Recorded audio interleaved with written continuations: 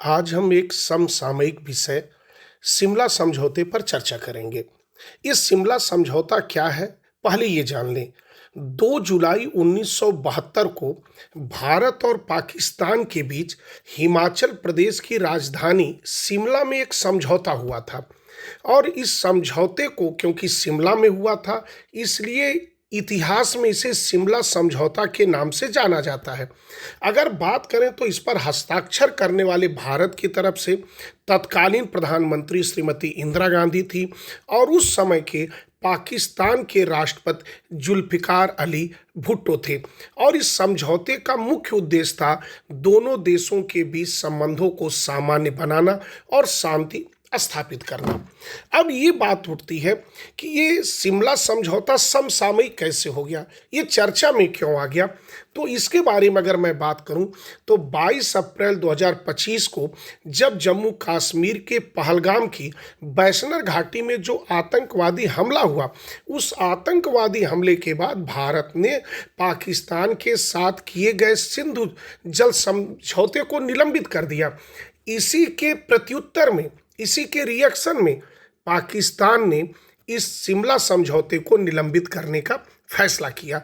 इसलिए आज ये शिमला समझौता हमें जानना होगा कि शिमला समझौता क्या है, इसके बारे में क्या क्या बातें हैं।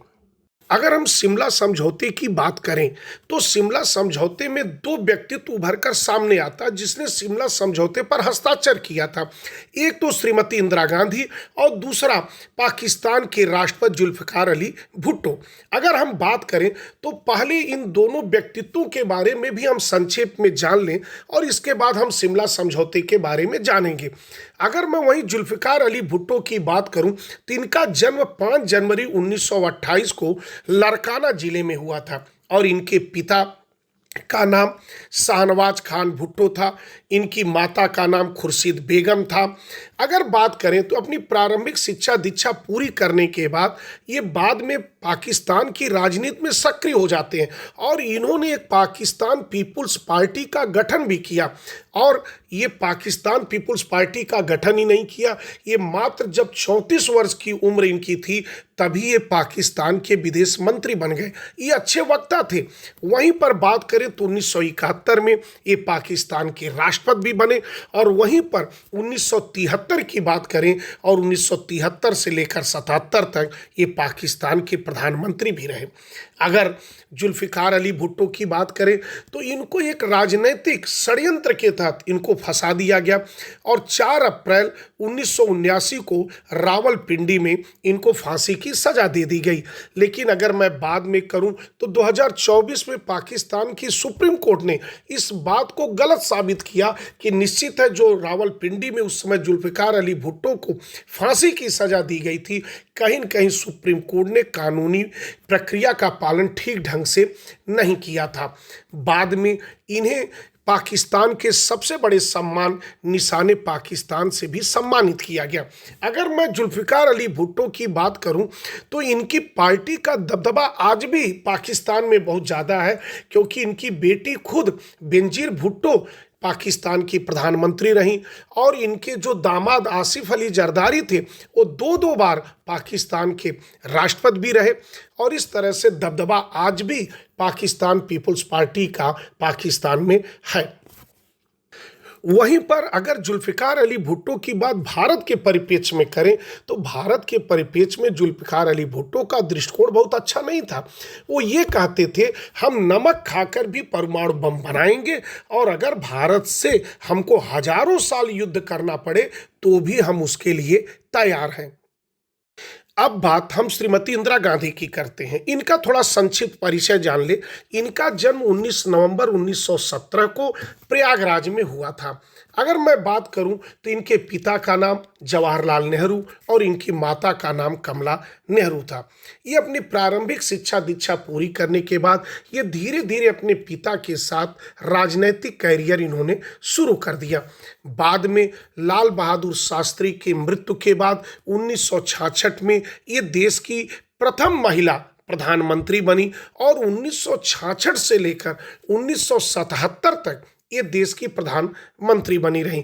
अगर उस बीच की बात करें तो इनका 1971 में ये पूर्वी जो पाकिस्तान था, जो आज बांग्लादेश के नाम से जाना जाता है, उसको अलग एक देश बनाने में इन्हीं श्रीमती इंदिरा गांधी की महत्वपूर्ण भूमिका थी। वहीं पर अगर इनका सबसे विवादित निर्णय लिया जाए तो 1975 में इनके द्वारा देश में लगाया गया राष्ट्रीय आपात सबसे बड़ा विवाद का विषय आज भी बना हुआ है। इसके बाद इसी राष्ट्रीय आपात के बाद 1977 के चुनाव में चुनाव हार गई। इसके बाद यहाँ पर जनता पार्टी की सरकार बनी, लेकिन 1980 में फिर लोकसभा का चुनाव होता है और लोकसभा चुनाव में फिर ये विजयी होती हैं और फिर प्रधानमंत्री ये बन जाती हैं। लेकिन 31 अक्टूबर 1984 को इनके ही अंगरक्षकों द्वारा इनके आवास पर गोली मारकर इनकी हत्या कर दी जाती है। और इस तरह से अगर मैं पूरे प्रधानमंत्री का कार्यकाल देखूं तो लगभग इनका कार्यकाल लगभग 16 वर्ष रहा। वहीं पर इनकी मृत्यु के बाद इनके बेटे राजीव गांधी भारत के प्रधानमंत्री बने। अब हम बात शिमला समझौते की करते हैं। ये शिमला समझौते का क्या रूपरेखा थी, कैसे ये शुरुआत हुआ, इसकी बात कर लें। जैसा कि हम जानते हैं कि पूर्वी पाकिस्तान की स्थिति बड़ी दयनीय हो चुकी थी और वहाँ पर जो उस समय पश्चिमी पाकिस्तान, जो आज का पाकिस्तान है, वहाँ की सेना पूर्वी पाकिस्तान में तांडव मचा रही थी। ऐसी स्थिति में एक पड़ोसी होने के नाते हमारा ये कर्तव्य था कि हम अपने पड़ोसी के साथ मदद करें, वहाँ पर अमन शांति बनाए रखें। यही कारण था कि उस समय हमने अपने सेनाध्यक्ष मानिक शाह के नेतृत्व में हमने 3 दिसंबर 1971 को हमने बांग्लादेश में हमारी सेना प्रविष्ट हो जाती है। और इसके बाद मात्र 13 दिन के भारत पाकिस्तान के युद्ध के बाद ढाका को चारों तरफ से भारत की सेना घेर लेती है और लगभग 93,000 पाकिस्तानी सैनिकों ने आत्मसमर्पण कर दिया। और इस तरह 16 दिसंबर 1971 को पाकिस्तानी सेना ने भारतीय सेना के सामने आत्मसमर्पण कर दिया। और इसी के बाद 17 दिसंबर 1971 को बांग्लादेश, जो पहले पूर्वी पाकिस्तान के नाम से जाना जाता था, जो कभी पाकिस्तान का भी हिस्सा हुआ करता था, अब एक नए देश के रूप में आ गया बांग्लादेश। इसके बाद इस बांग्लादेश को लेकर, युद्ध बंदियों को लेकर, भारत पाकिस्तान में जो युद्ध हुआ था, जो अमन चैन खराब हो चुका था, उसको लेकर एक विवाद की स्थिति बनी थी। ऐसे में दोनों देश समझौता करना चाहते थे कि इस तरह का कोई समझौता हो जाए कि जिससे स्थिति ठीक बन जाए। और यही दौर चलता रहा, दोनों तरफ से बातचीत होती रही। और इसी बातचीत के दौरान 2 जुलाई 1972 को यही हिमाचल प्रदेश की राजधानी शिमला में पाकिस्तान के राष्ट्रपति जुल्फ़िकार अली भुट्टो और उस समय की वर्तमान भारत की प्रधानमंत्री श्रीमती इंदिरा गांधी के बीच में एक समझौता होता है। क्योंकि ये समझौता शिमला में होता है, इसलिए इसे शिमला समझौता के नाम से इतिहास में जाना जाता है। हम शिमला समझौते की बात करते हैं कि शिमला समझौता हुआ क्यों। अगर हम शिमला समझौते की बात करें तो शिमला समझौता जो है, इसकी पृष्ठभूमि में अगर चलें तो जैसा कि जानते हैं कि जब 15 अगस्त 1947 का भारत का विभाजन हुआ तो 2 देश बने, एक भारत बना और एक पाकिस्तान बना। लेकिन जो पाकिस्तान का हिस्सा था वो 2 भागों में बटा था, एक को पूर्वी पाकिस्तान कहते थे, एक को पश्चिमी पाकिस्तान कहते थे। अगर मैं वहीं पर पूर्वी पाकिस्तान की बात करूं तो पूर्वी पाकिस्तान के साथ पश्चिमी पाकिस्तान के लोग दोयम दर्जे का व्यवहार करते थे। वो कहीं न कहीं जो भी चाहे विकास के कार्य होते थे, चाहे बड़े नेता हुआ करते थे, या वहाँ के लोगों की बात करें तो वो ज़्यादा से ज़्यादा पश्चिमी पाकिस्तान को ज़्यादा तवज्जो देते थे। और इसी कारण पूर्वी पाकिस्तान के लोग अपनी मांगों के लिए, अपने हक की मांग के लिए वहाँ पर विरोध प्रदर्शन करते थे। लेकिन जब वो अपना विरोध विरोध प्रदर्शन करते थे तो कहीं न कहीं उनके विरोध प्रदर्शन को पश्चिमी पाकिस्तान वाले दबा देते थे। लेकिन जब ये आंदोलन बढ़ता गया तो पाकिस्तान की सेना जो थी वो तांडव मचाना शुरू कर दी। लेकिन एक हमारे पड़ोसी देश में इस तरह की अगर घटनाएं होती हैं तो निश्चित है एक अच्छे पड़ोसी के नाते हमने इसमें दखलंदाजी की कि किसी तरह ये अमन चैन बना रहा है। लेकिन जब हमने उसे शांति का एक प्रस्ताव दिया तो वह शांति का प्रस्ताव न मानकर हमारे ऊपर अटैक कर दिया और ऐसे में हमें मजबूरन होके हमें 3 दिसंबर 1971 को हमें बांग्लादेश में प्रवेश करना पड़ा। लेकिन पाकिस्तान की सेना भारतीय सेना के सामने बहुत ज़्यादा दिन तक टिक नहीं पाई और 13 दिन बाद 16 दिसंबर 1971 को जनरल नियाजी के नेतृत्व में पाकिस्तान की सेना ने आत्मसमर्पण कर दिया। अपने 93,000 युद्धबंदियों के साथ उसने भारतीय सेना के सामने आत्मसमर्पण कर दिया। 16 दिसंबर 1971 को पाकिस्तानी सेना ने आत्मसमर्पण कर दिया तो 17 दिसंबर 1971 को पूर्वी पाकिस्तान ने अपने को स्वतंत्र देश घोषित कर दिया और इस तरह से एक नया देश अस्तित्व में आ गया जिसका नाम पड़ा बांग्लादेश। अब इसके बाद अब बातचीत का दौर शुरू हुआ और इस बातचीत के जो भारत और पाकिस्तान के प्रमुख विषय थे उसमें ये था युद्ध बंदियों की अदला बदली और पाकिस्तान द्वारा बांग्लादेश को मान्यता दिया जाना और भारत और पाकिस्तान के राजनीतिक संबंधों को सामान्य बनाना, दोनों देशों के बीच फिर से व्यापार शुरू करना और कश्मीर में नियंत्रण रेखा स्थापित करना, ये हमारे बातचीत के विषय थे। इन विषयों पर बात करने के लिए उस समय इंदिरा गांधी के सबसे भरोसेमंद सहयोगी डीपी धर साहब और पाकिस्तान के विदेश सचिव अजीज अहमद के बीच बातचीत शुरू हुई और इसी बातचीत का परिणाम था कि 2 जुलाई 1972 को हिमाचल प्रदेश की राजधानी शिमला में एक हस्ताक्षर होता है, समझौता होता है जिसे शिमला समझौता के नाम से जाना जाता है।